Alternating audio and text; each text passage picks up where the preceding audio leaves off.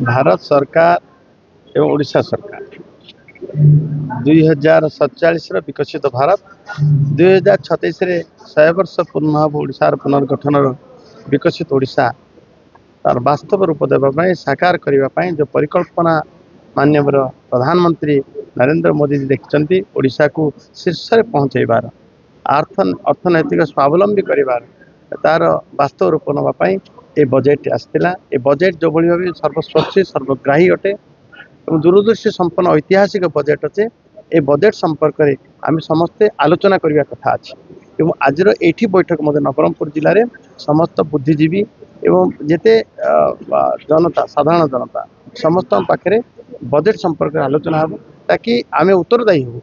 Budget रे आम प्रावधान करते अर्थ लोक पाखु जावा दरकार अच्छे। योजना काम हबार काम लगे अच्छी ये समस्त कथा लोक मान सहित पार्टिसिपेट हेले सरकार उपलब्धता अनुभव कर। भारतीय जनता पार्टी एभलिया विचार एभलिया मानकु मंत्री मान पठेबा नेता मान पठेबा लोक मान गहन जाकि बजेट विचार है।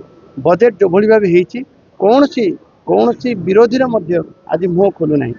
आम से 24 वर्ष जो भाई भाव अवहेलित होती आम आशा पाइचु ओडिशार जनसाधारण आशार किरण मुँह देखा जे वास्तव में ये बजेट ओडिशार विकास कर।